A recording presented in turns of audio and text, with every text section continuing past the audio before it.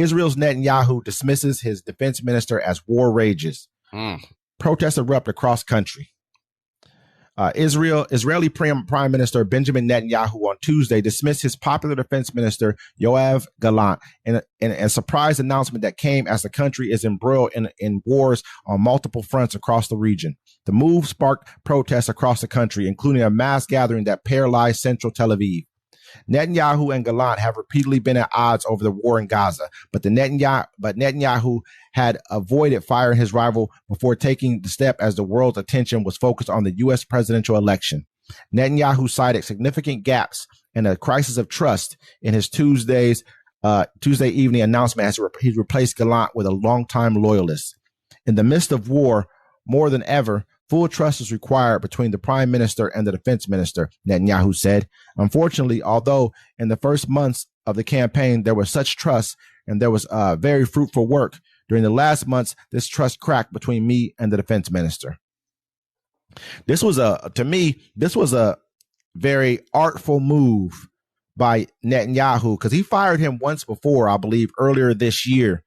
And protests erupt across the country, and he basically had to put him back into power, put him back where he was, to keeping him as defense minister. But Gallant's been a very outspoken defense minister, where everyone thinks he has eyes on becoming the next prime minister of Israel, and so he's been speaking out, saying Hamas is no longer a fighting unit, a able-bodied fighting unit in Gaza right now. He said this even as Netanyahu has pressed forward with the war, you know what I mean? And so these two have been at odds for a while, but for him to fire him on the day of the presidential election, because he knows that it would bury the story underneath the presidential election.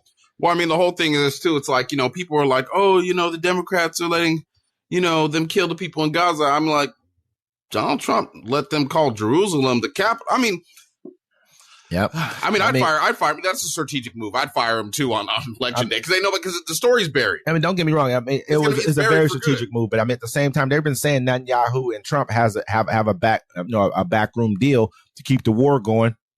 You know what I mean? Under any circumstances, it's going to keep going. Now they can do whatever they want unless they stop Jerusalem. That was a huge move for him to give them Trump by recognizing Jerusalem as the capital of Israel, which is not supposed to be. It's what they've been fighting. The Europeans have been wanting that land the whole time. It's all even back to the Holy War. But now it's like, think about it. NATO's about to be gone. We're going to be out of NATO. He's already said that. You know what I'm saying? We're going to put a whole bunch of tariffs. We're going to pay for that. And whatever Israel wants to do in the Middle East, they get to do it now. I mean, they're doing it unchecked now. So I don't see the difference.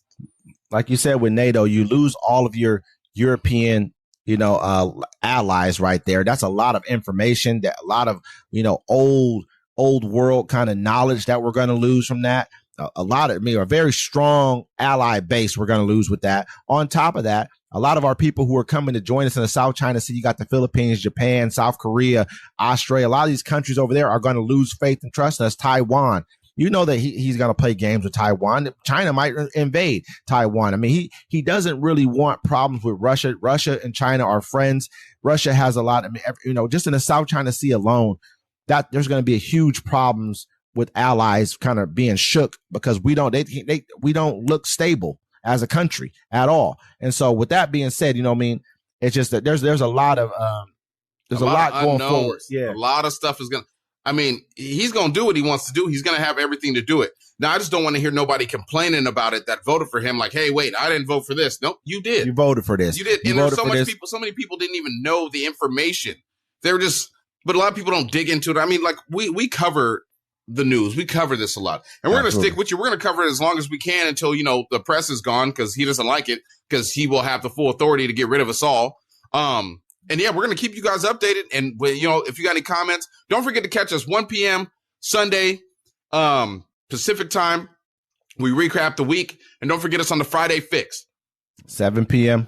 Are you going to be able to do the Friday Fix? Yeah, I'll be ready. We're going to do the Friday Fix. We can talk about politics if you want. We're going to talk about a whole bunch of wild things. Talk about other things, everything, a little bit more about things. Friday Fix is more just a worldly thing. We're going to talk about real issues that are going on. Not even so much as like political type things, but just life in general. Like, why are people so fans of the Dallas Cowboys?